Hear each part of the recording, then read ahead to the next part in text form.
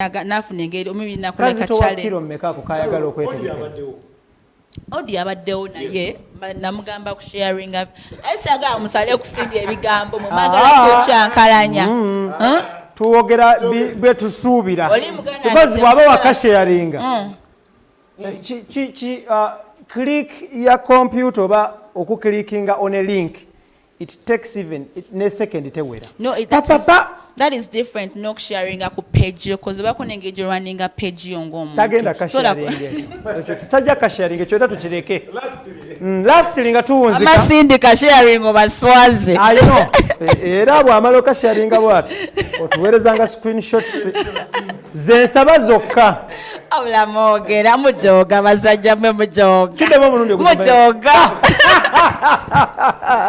we are good to twase ng'omuyimbi si ng'omukyala because kitegerekeka ng'omukyala naye ng'omuyimbi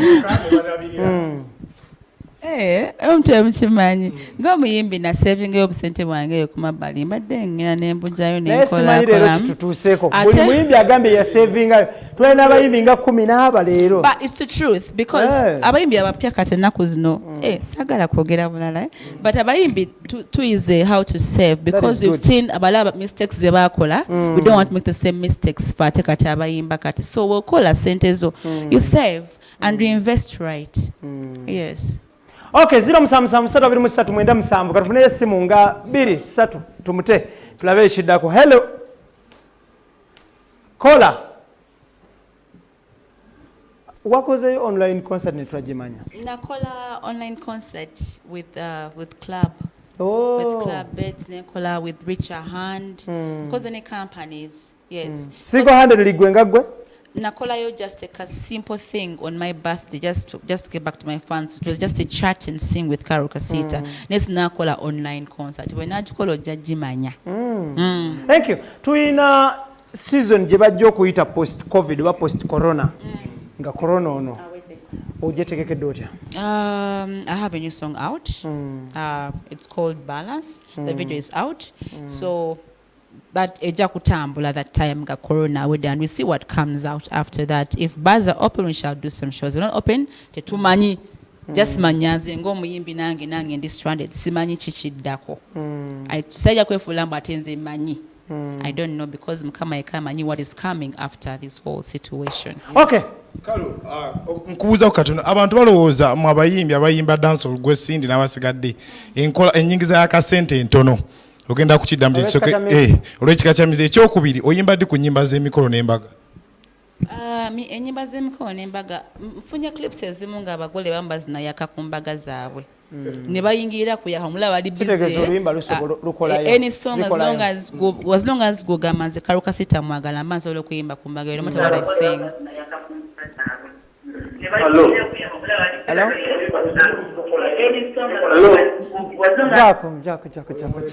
Jako. So I think enyimba z'emikolo n'embaga it's not about which song or who sings, but it's about omuntu okuba nti omugole ayagala omuyimbi bwati ne bwati asobola okuyita ku mbaga ye. And then ekyenyingiza enti ne bannene I don't know oli waba akola embaga ze let me say ayinza okuba akola embaga ze let me say nnya ku weekend nsobola okukola show nnya mu mabaala mu lunaku lumu because nemba ndi ate wa kibaala Sebo nenchi balancing. Yes, Ibrah. Wanyi Sebo. Hello. Assalamu alaikum. Alaikum salam, ani ono? Peter Faruku welding opposite Pomaro College wane Mukono. Okay, ekibuzo kyo. Sina kibuzo wabula okujjako okusiima obusiimi empeereza yammwe. Kale, weebale nnyo. Kale. Okay, katufune esimu endala nga 2 zokka tulabe nga tuwunzika. Then the other thing, embeera eriwo olunaku olwaleero yali abantu kugaba. How did you share with your fans and the people who are close to you in such a situation ey'obwetaavu eno gye tubaddemu eba gye tukyalimu? Yeah, I think I was the first artist to give back to their fans. Na posting on my Facebook page nengamba all my fans, the first 50 guys to comment here. The real first week of COVID, I was the first to give back. If someone comes out and say it was a strategy to push your page?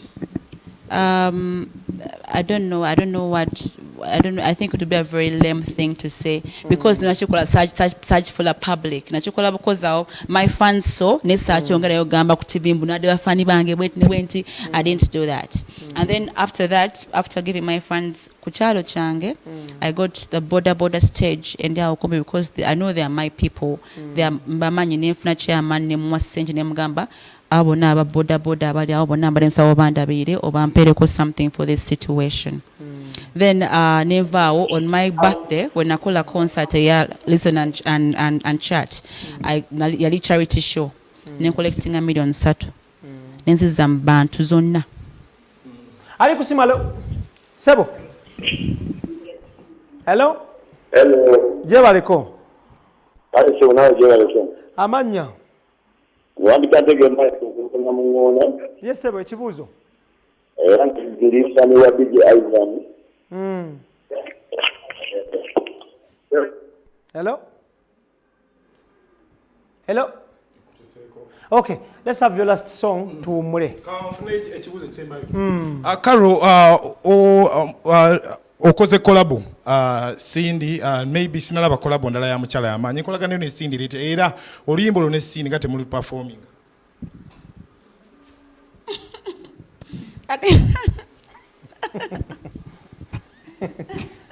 Oi.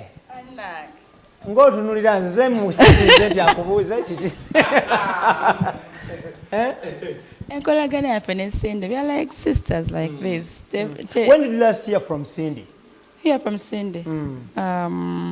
This week. When I had that kaimba kanga kapia ngamugamba ka anyambe aka sharing ku page. Yes, I talk to her every day. Wamugambi aka sharing. Yes. That was good. Yaka sharing ze. Yangambe agena funa ways of doing it. Ngatalaze mbunu I'm doing it. That's not right. That's no agena ka sharing. That's oh chitutenda kumeka kati. Kaimba ka fulumye kuddi. Kakafuluma omuntu amala kwetegekanya nafuna engeri omubi nakola kachale kiro mmeka kukayagala okwetegeka odi abaddewo naye namugamba ku sharing up ayisaga musale kusindi ebigambo mu magala ko kyankalanya tuwogera bwe tusuubira because bwaba wakasharinga click ya computer oba okuklickinga on a link. It takes even a second to no, that is different. No sharing a page because we can engage running a page on Tagenda kasharing. Tajja kasharing ekyota tukireke. Last linga tuwunzika. Amasindi kasharing obaswaze. I know.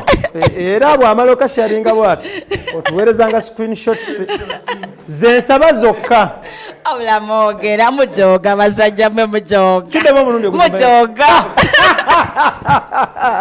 We are good to go. Let's go, DJ Ivan. Thank you. All right.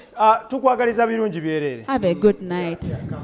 Have a good night. Have a good night. Thank you, Star TV. People have missed something. Ng'okkirira wansi ng'ogira bw'oti. Nabikiridde dda. Ku Star TV twagadde nnyo naye olw'obudde tebutuganyiza. Ate nengoye natidde nenga start. Bati ku TV endala ndaba okikola bulungi nnyo bati tugende n'ekirabise leero. Ibrah nadde nyambadde bwe kazumi katini. Naze nyambadde bwenti nenzijukira nti tuli ku Star TV ne kola wenti. Why? Olina omusajja olina abasajja oba olina omwami oba abaami. Bannaye nyina omwami. Oli omukulu gwe oli tukyaliko. Tukyali ku mukulu oli wakawogo nga kaweraweramu oba wakawogo akaweraweramu yayokya. Owano nina emboozi yo. Emboozi yo nga si ya wano. Eriwa. Nja kukubira akasimu. Saa kukutula mutima naye. Ania in case oli mu under which management? Caro management. Caro management. Mukiddukanya bameka. Nze ne manager wange Joram. Bameka we bati. Tuna team. Tuna team Caro. Tukwana nabo. Caro Kasita. Caro Kasita. Everywhere. Yeah, everywhere. Engo mukulu wa jinjalo tumutumide nnyo. Omusazeewo? Tugende n'ekyo.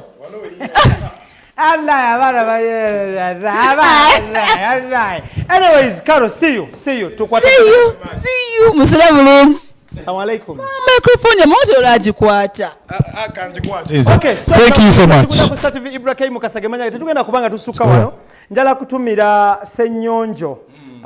Omwami Eddie Ssenyonjo okuva mu bitundu by'ensangi era nga ajja kubwa LC5 councillor, that is Nsangi.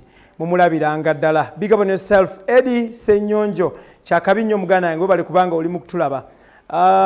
Basajja mivule, large upon yourself, president w'abantu nkutumidde nnyo ssebo webale nnyo webali ddala. Then on social media online nja kutumira mwenna abantu abali mu kutugoberera right now mwenna era nga sigenda kubanga tetugenda kubanga tusukkawo wano. Tetukiyinza kusukkawo but mubadde bangi nnyo kulukatsi by the way kulukatsi oluyiwe lulyawo oba eyo waggulu amirimu wayo luli gye luli oluyi baaluteeka ku woldi.